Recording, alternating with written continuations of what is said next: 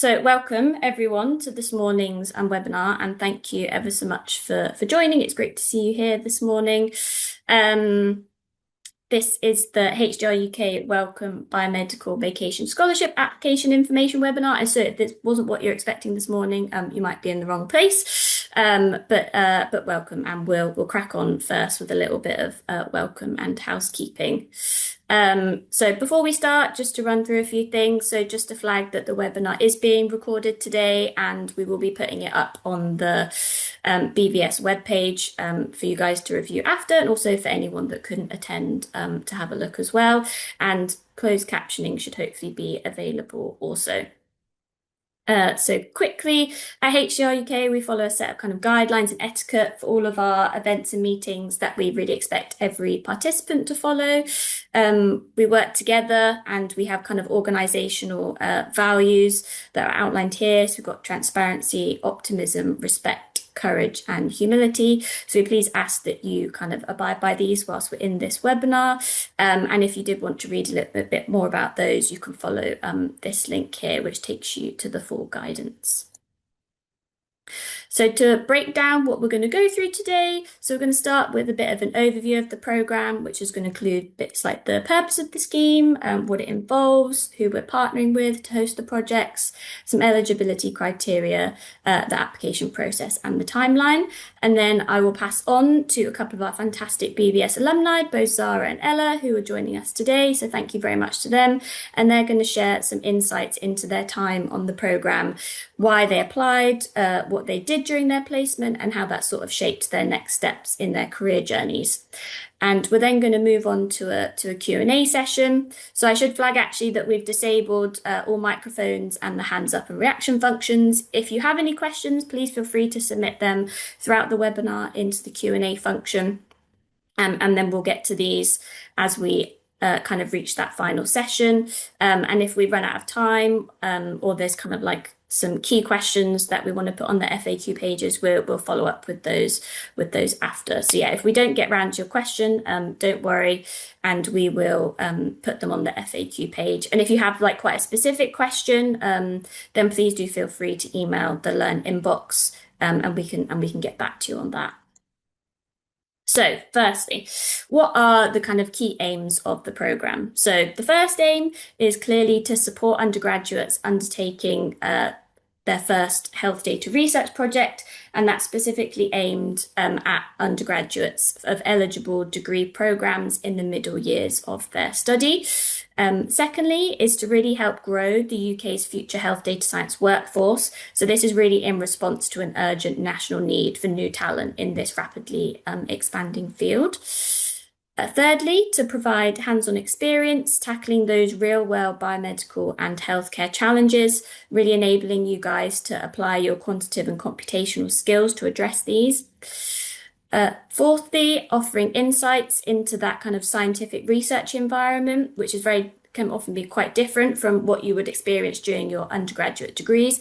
And this is through exposure to kind of leading UK academics, sometimes clinicians, and those kind of active research teams across kind of like a broad level. So like all the way from like master's, PhD students up to kind of senior researchers as well. And then finally, really to develop your knowledge and both technical skill sets through the offering of the programme via the mentorship, the training opportunities, and the kind of structured project work that you guys will get to undertake as part of your internship. So what will you kind of receive during the programme? So throughout, for the full duration, you'll be paid a salary. So this will be at a minimum of the real living wage, plus your holiday pay and national insurance contributions. You'll receive up to a £2,500 travel and accommodation bursary to support your living costs while you're undertaking the placement. And your project will also receive up to £500, which will basically go towards the cost of the running of your project, and also any training that you need. So for example, if your project is completely computational, then you might not have particularly high levels of cost, although there might be kind of like data access cost that comes with your project. But we can go obviously towards like associated training, for example, if you need to be upskilled in things like R or Python. This really is like a big training experience for you guys. Alongside that, very much comes mentorship from your host organization via your supervisory teams, but also kind of like the broader research groups that you guys are in. And then finally, you'll have access to the Health Data Research UK Futures Learning platform. So you can actually sign up to this already, and it's available free to anyone. And it has courses on it, for example, Introduction to Python for health research, bringing software as a medical device to market. There's lots of kind of like short videos as well on like quite specific topics. So yeah, please do have a look at that and a bit of a browse to see if there's any learning opportunities that you want to kickstart with already. So what will the format of the internships be? So we've got a bit of a range on there. We're offering 15 placements in total. So they do range from 6 all the way up to 12 weeks. They're either offered fully in person or on a hybrid format. And generally, the start dates are flexible to be agreed upon between the student and the project supervisor, although you'll see on the webpage that some of the projects have listed a specific start date that is a requirement attached to that project. And full project details, you can find them on the webpage. Each project has an individual drop down where you'll be able to see kind of like the background of the project, what you're going to be learning, who your supervisors will be, and any of those kind of logistical constraints, like if it's maybe like a 7-week project, if it's hybrid in person, if it has a specific start date. So please do have a look at those individual project details. And this year, we're partnering with 4 fantastic host organisations, offering a really wide range of health data projects across different kind of like focus areas, whether that's diabetes, cardiovascular science, neurodegeneration conditions.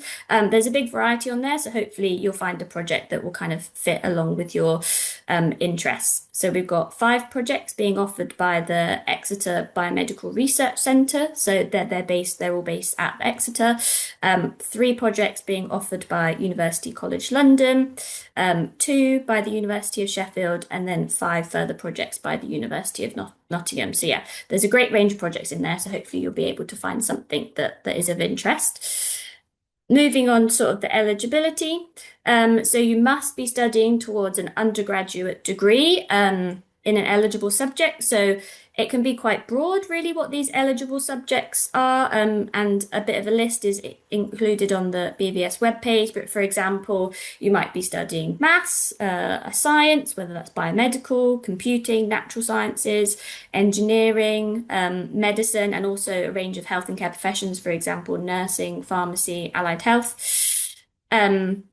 You must be enrolled at either a UK or Irish university. So if you're an international student and you're enrolled at a UK or Irish university, you are very much welcome to apply. But if you're an international student currently not registered at a UK or Irish university, unfortunately, you're not eligible for this programme. You must be in the middle year of your degree programme. So unfortunately, we're not able to accept applications from students that are currently either in their first year or in their final year of study. So please do pay particular attention to that one eligibility criteria. And of course, it's great if you're able to obviously have an interest in health data and health data research and really show that in your application. So we do have a few criteria that means that unfortunately you're not eligible to apply to this programme. So if you've previously undertaken a vacation scholarship, whether that's from Wellcome or another funding body, or you have kind of significant prior research experience, then unfortunately you're not eligible for this programme. This opportunity is really intended to be a first research opportunity for students. Also, if you've completed or are currently undertaking an intercalated year, you're not able to apply, unfortunately, or if you've completed or are currently undertaking a 1-year placement as part of your degree, for example, a sandwich year. And then finally, if you're a graduate entry medical student who has completed a previous undergraduate degree in a science-related subject. And all of this information can also be found on the webpage. So what does the application process look like? So all applications will be submitted via our Be Applied portal. So you'll find the link to apply on the BVS webpage, and you'll be asked to upload the following information. So your contact details, an up-to-date CV, your current degree subject and awarding higher education institution, some eligibility questions based on what I've previously just mentioned in those slides, your project choice. So you can only select one project. Criteria for widening participation, which I'll go on to in a second, and then 3 personal style statement questions on which really reflects your motivations for applying. So how does this actually work in practice? So as part of your application, like I said, you'll have those 3 personal style statement questions, and you'll be asked to upload those to the Be Applied platform. We're really interested in your kind of curiosity and your commitment to learning and the way that you actually reflect on these experiences, whether they're academic, personal, extracurricular. You don't need prior data science or research experience to be a strong candidate for this project. As like I said previously, it really is aimed at undergraduate students that is kind of like this will be their first experience in research. So a little bit about how the process actually works. So when you submit your application, you'll receive a notification that you've done this. So if you don't receive that, please do let us know. And your responses to your following an eligibility check, your responses to the personal style statement questions will then be completely anonymized, randomized, and at least 2 reviewers will be able to have a look at these. Completely independently, and you'll get scored for each across a scale. And this really, having those 2 reviewers does reduce that kind of unconscious bias. And then CVs are only really considered at that later stage by the host organizations once this initial kind of skills-based assessment has taken place. And to be honest, one of the main goals is for you guys to leave this recruitment process better equipped for future opportunities, whatever they may be. So regardless of your outcome for this specific program. So you'll find a lot more kind of guidance, top tips for both putting together personal style statement questions and also your CV on the BVS webpage. So I really would encourage you to have a look at that, and you'll be supported throughout the process. So for example, if you get through to the interview stage, we'll provide quite a comprehensive interview guidance document. And then also you'll receive feedback on your application interview from your host organizations as well. And I just wanted to flag briefly that whilst obviously AI is more of an up and coming thing now, so whilst you're very welcome to use AI tools to support the completion of your application, the submission must reflect your own original ideas, experiences and understanding, because our application portal does employ kind of detection measures to identify AI generated content. So any applications that really rely excessively on AI or don't demonstrate your genuine personal input may be removed from the process. So please ensure you use AI assistance responsibly and ethically when putting your application together. So moving on to the widening participation aspect of the program. So this is really designed to ensure that opportunities in health data research are accessible to everyone. So whilst any eligible undergraduate student can apply, this scheme is a widening participation initiative aimed specifically at supporting individuals from lower socioeconomic backgrounds who may otherwise face barriers to accessing these opportunities. So all applications will be assessed against the exact same eligibility criteria and a project specific scoring pass mark that is based on your personal style statement questions only. So your CV isn't involved at this point. And if your application meets or exceeds this pass mark and you belong to one or more of the priority groups, your application will be prioritized for review by the host organization. And just to flag that all priority groups are treated completely equally. So even if you meet multiple criteria, your application will still be prioritized in exactly the same way if you were only meeting one of these criteria.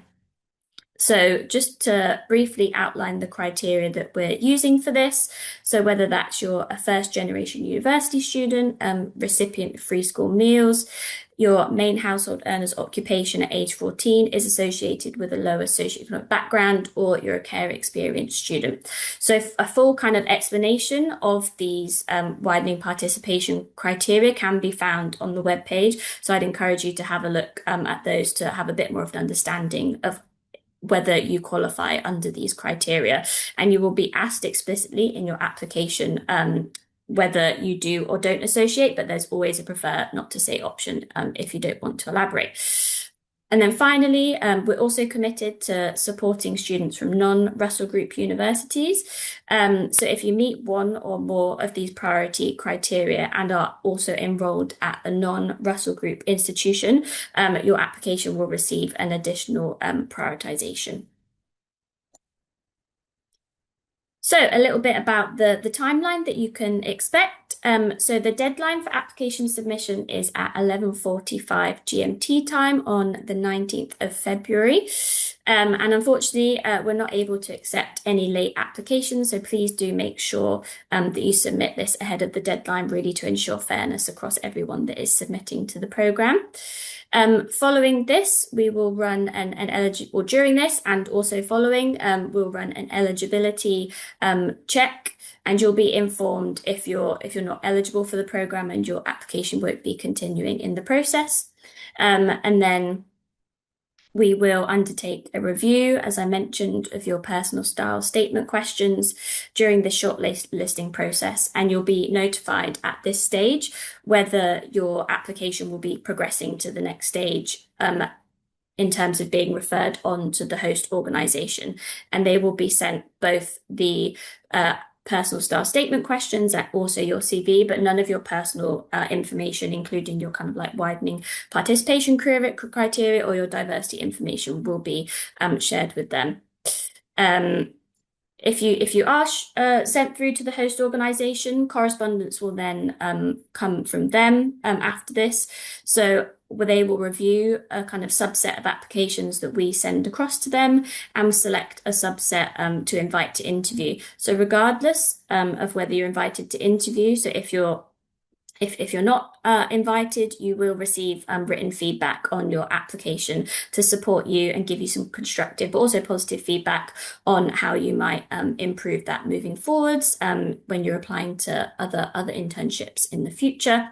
And then if you are shortlisted for interview, the host organisation will get in touch and arrange that with you and share all of the necessary correspondence that will take place on Teams or Zoom, so virtually.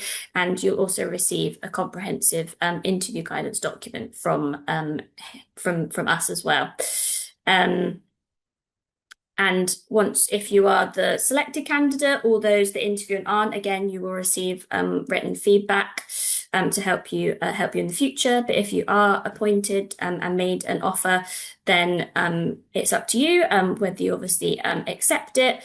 And then if you do, if not otherwise stated on the project descriptions on the website, will then need to mutually agree a start date between both yourself and the project supervisor. And then following this, so kind of April, May time, once the offers have been accepted, the host organisation will then begin the onboarding process with you. So things like right to work, setting up in their payroll system, and then hopefully you'll be ready to start your internship between kind of like June, September, depending on the duration and the start date that has been agreed. So that's very much a whistle-stop tour, and there's a lot more information on the webpage. So please do have a look at that. A lot of FAQs already up there, support with your application and your CV guidance. But now I would like to introduce you to both Ella Park, who is currently a BSc Mathematics student at the University of Edinburgh in her final year, and she undertook a BVS project previously, and also Zara Pass, who is an MSci mathematics student at the University College London in her final year, also who undertook a BBS, I think both in 2014. Not 2014, 2024, sorry. So Zara, I will pass over to you if you wanna take the floor and share a bit about your experience. Sorry, I think it's me first. Oh, So sorry, I meant Ella. Many it's all apologies. right, don't worry.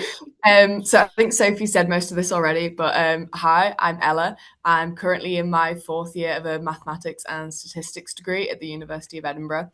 I completed the scheme 2 years ago in 2024, which was between my second and third year. I'm currently specialising in an applied statistics sort of data science direction in my degree. It's the first thing to start with is what made me apply for the scheme. I had a great interest in the intersection of biology and health with statistics and data. When I was looking at the projects, I found I had a really big interest in health inequality and how data can be used to identify it and improve it. Um, I also wanted to know more about a career in research as it wasn't something I had considered during my degree so far. I was interested in learning new skills in data science and machine learning, and I wanted to gain some hands on experience working with real data. And this scheme seemed like a great way to do that. I also just wanted to do something useful and exciting with my summer, particularly in those long university summers you get. So, next slide, please. So, a little bit about my internship. I worked with Vlad Gonzalez as my supervisor at Newcastle University. I lived and worked full time in Newcastle for the summer, working in an office with PhD students in the computer science department. My project was on analysing disparity in the organ transplant system. I worked specifically on liver transplants. For me, the internship looked like a full research process. I started by reviewing the literature. I was acquiring the data, cleaning these very large, complex transplant data sets. I then applied machine learning and statistical modeling techniques to this data, and then created some visualizations that are then put on the research poster I created, which you can see on the screen. And I got to present these findings at the end on a talk, on a Zoom call of lots of people who work at HDR UK, which was a really great experience. Next slide, please. So my reflections over the research process, it was an absolutely invaluable experience. I learned so many new modeling and statistical techniques that I've applied throughout my degree. I had huge personal growth in my confidence and independence. The presentation experience, which I mentioned, was such a great experience. I learned so much from that, and it really improved my technical communication. It was a great experience to use real world data and is looked really favourably on by employers and helped me get future internships. And I gained a really deep understanding of how data plays a role in identifying health inequalities, which was one of the main aims of my project. I think most importantly for me, it was a great networking experience with people from such diverse backgrounds. I spoke to loads of academics at the university. Working in an office with PhD students, I was able to speak to many of them about the projects they were completing, many of them in health data. So I learned a lot about the industry in that way. I got to work with like-minded interns. I met Zara on my internship, which was really good. And just such a range of backgrounds and levels of experience and subject areas that I really wouldn't have been exposed to in my day-to-day uni life. And I think overall, it really deepened my interest in health data and a career in research. So if we go on to the future, I loved my experience so much. I have applied and been accepted onto a master's in health data science at the University of Manchester for next year. And I would hopefully like to go into a career in health data research. It was such a valuable experience. And for anyone that's thinking of applying, you should really do it, even if you don't think you're fully qualified. I didn't have much computing experience going into this, and so I really didn't think I had a chance. But I gained so many skills, and it was a really, really great experience. Fantastic. Thank you ever so much, Ella. It's great to hear how much you benefited from the experience and how it's really informed your kind of like next steps in your career. And obviously, best of luck with your masters that you'll be taking up later this year. So Zara, I'll pass on to you.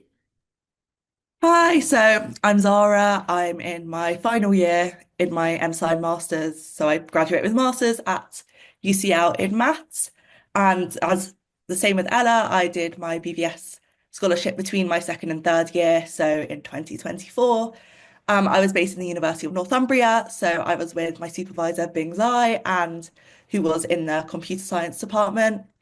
I applied because I really was uninspired by the traditional finance kind of. I feel like a lot of opportunities out there are finance related for internships and kind of early careers.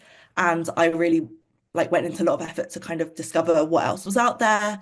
I'd recently kind of been understood what health data was and kind of the intersection between maths and medicine, healthcare. And this seemed like the perfect opportunity for me to get an understanding of what that would entail in real life and for me to actually do something with my summer that would have some kind of impact. So yeah, next slide to show you what my project was officially. Very long title, but essentially I had to convert a huge data set of raw motion capture data from patients with Parkinson's into some kind of physical model, which we could derive clinical insights from their gait parameters. So these are just some kind of metrics that I got out from it. But on the next slide, you will see so we started with kind of a very poor rendering. These were the 3D images we were getting out of the data set, and obviously you can't get much from it. With some early attempts, we ended up with the mid-processing one. So we see some improvement. And after a lot more effort, we ended up with a very kind of good outcome of you can clearly see someone walking. And from that, we got quite a lot of clinical out, we could derive gait parameters such as how they're walking, whether they're whether the patients are kind of leaning more on one side to the other. And these are kind of things that have very helpful applications in terms of diagnosing Parkinson's disease or calculating severity of the disease. So that was the project that I did. So if you look at the next slide now. So I gained a huge amount from the internship. I started in when I was in my second year, I had limited Python experience and knowledge. I learned Python from computer science GCSE, and from there I didn't really do much with it. It was very basic. So this gave me a huge opportunity to formalize my Python experience. It was had a lot of supervision and a lot of guidance into making sure I understood what was going on. And I managed to do a huge coding project with multiple different things when previously I would not have been able to do that by myself. And it also made me quite excited about the possibility of doing a PhD, which was something that when I initially started my degree, I was like, okay, I'll do the bachelor's, maybe the master's, but I didn't really think anything more is kind of attainable for me. And it kind of gave me a much more kind of excitement and it made a PhD seem a lot more tangible. And post BBS scheme afterwards, it gave me a huge advantage when applying for further internships. I think people really like to see some kind of hands-on research, some hands-on, you've got some kind of deliverable at the end. And I think that was massively helpful. And it inspired my master's thesis, which is in mathematical modeling for medicine. We're making quite a cool agent-based simulation model. And also, it has helped me with my future in terms of I now have a job, which I think is I'm very grateful for. And I'm also very open to the possibility of doing a PhD in the future. I'm very looking into opportunities and speaking with supervisors now and trying to kind of put the best step forward because ultimately it's something that I'm really passionate about now and I'd really like to pursue. So again, it's just a very invaluable experience for anyone and from any backgrounds where you just are willing to learn and put as much into it as you want to get out, really. Amazing. Thank you ever so much, Sarah, for sharing your insights there. And yeah, again, it's great to hear how invaluable you found the experience and how it's really informed your kind of like future direction as well. So yeah, thank you both ever so much for your insights. So that all pretty much concludes kind of the bit from our side. So I've just popped a QR code up on the screen there briefly. So please do, if you're interested in applying, click on that, and I'll also post the link to the webpage into the chat. And please do make sure that you submit your application ahead of the deadline, which is a few weeks away now. So the 19th of February. So we will now move on to the Q&A portion, and I will just stop sharing my screen. Hazel, has there been anything that has come into the Q&A or the chat function? We've had a few questions in the Q&A, mostly quite specific. So one of them maybe is probably good for everyone to hear if they didn't manage to catch it in the chat, was around how many candidates can be accepted onto each placement or each project. So I don't think that's sort of particularly clear on the webpage, so maybe we can have a little, Yeah, I will add that to the webpage. Thank you for flagging. So yeah, it's for each project, there is just one place available for that. So each project is very much like it's individual internship. So there'll just be one intern appointed to each of those. Hopefully that's clarification enough, but I will add that to the website and change the text a little. So thank you for flagging whoever raised that point. That's fantastic. Thank you. All the questions we had into the Q&A were quite specific situations that people were asking about. We had one question go into the chat. Someone doing a Bachelor's of Science in Public Health in their first year from the Open University, and they wanted to know whether they will be eligible next year.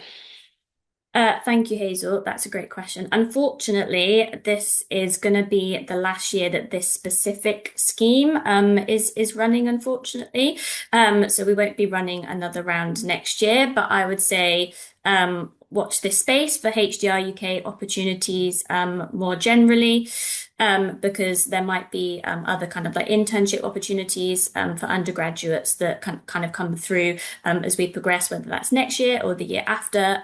There's obviously also the Black Internship Programme that we run as well, and that will be running again next year if that's something that is interest and you'd be eligible for. So yeah, I would say watch this space, keep a bit of an eye on the HDR UK website, but unfortunately this specific scheme won't be running again next year. So a shame that you'll be missing out on that if you're in your first year currently. Thanks, Sophie. Then another one more sort of quite a practical one, which is I'm in my third year of a 4-year integrated master's degree. Am I eligible? So it's in your final, essentially in the final year of their undergrad. For integrated, like technically it's still an undergraduate program, even though it's integrated with a master's. So if you're in your third year of a 4-year undergraduate program that is like an MSci, then you are eligible to apply for this opportunity. So if you meet all other eligibility criteria, please do feel free to submit that. Fantastic, thank you. And then maybe this might be a more general one, which is probably helpful for everyone on the call, which is just any more tips for applying other than what you've said already? That's a great question, and I will redirect again to the webpage. We've worked quite hard in putting a lot of top tips together, both for your kind of personal style statement questions and your CV. Obviously, all the projects are different, so kind of during the application process, you'll get asked what is your motivation for applying for this specific project. So I would recommend kind of drawing on like what really motivates you and interests you. Like we say, like we're not basing this on experience. This is supposed to be one of your kind of like first experiences in research. So it's more on your potential. What are your big motivations for applying? What interests you in doing this internship, both working in health data science, but the specific project at the host organization that you're wanting to apply for. And then also kind of a reflection on what you're kind of like looking to learn, where you would like to be upskilled, how you're more kind of like how you work, I suppose, like how you would approach like learning something new. But yeah, I say, like I said, it's less on experience. That's really not the point of this program, but really on your potential. And like both Ella and Zara said, like they didn't necessarily come into the program with a skill set that perfectly aligned with the projects, but it's more about that kind of like holistic learning experience. I think they'll both attest to that. Thank you, Hazel, for the question. Wonderful. Thanks, Sophie. And then just a final one, a psychology BSc. Would that be eligible? Yeah, I think as long as, I mean, it's not necessarily listed specifically as an example of the programs, but I wasn't able to kind of like, there's so many different programs out there. So the programs that are listed on the website are just examples of ones that would be eligible. But I'd say psychology, like if you have an interest in health data science, that makes you eligible to apply for the program. So please do go ahead and apply if you're from a psychology background. Wonderful, thank you. That's all the questions from the Q&A. But if anyone has any, yeah, feel free to pop them in now. Yeah, wait a couple more minutes if there's any last minute burning questions. And then if not, please do also, if anything comes to mind, do contact the Learn inbox. All the information's on the web page, and we really look forward to receiving your applications soon.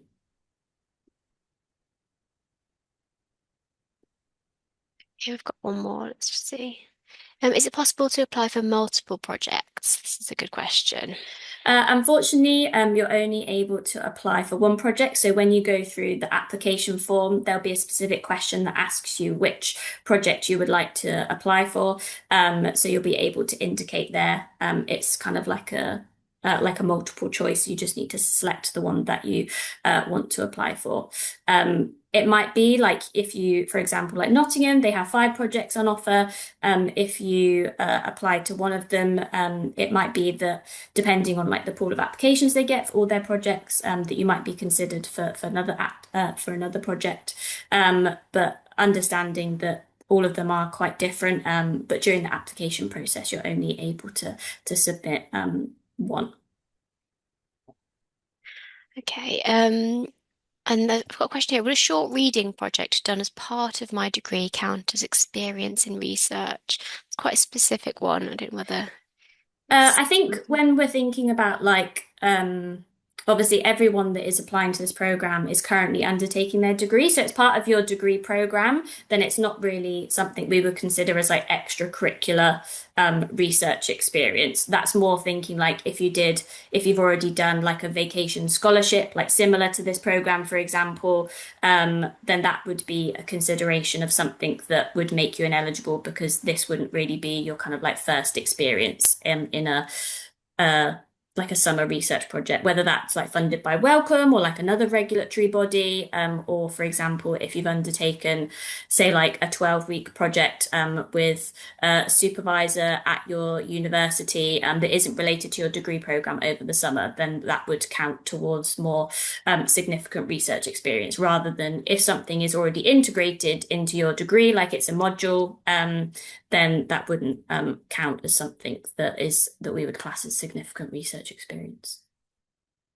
Hopefully that's clear. very clear. Thank you so much, Sophie. That's all we've got.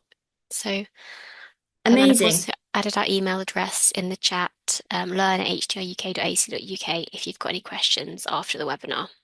Yes, amazing. Thank you ever so much, Hazel, for manning the Q&A, and both Zara and Ella for sharing their experiences. Hopefully you guys that have attended found that really insightful and it inspired you to submit an application. Please do, if you haven't already submitted your application, have a good read of the webpage. There are some really good tips and guidance on there to support you with submitting your application. But if that's it, we really look forward to receiving your application. Any questions, send them across, and I will end the webinar here. And it has been recorded, and we'll be adding it to the BVS webpage for anyone else that wants to reflect back. Well, yeah, I'll close it there, and thank you ever so much for joining today. Have a great rest of your week.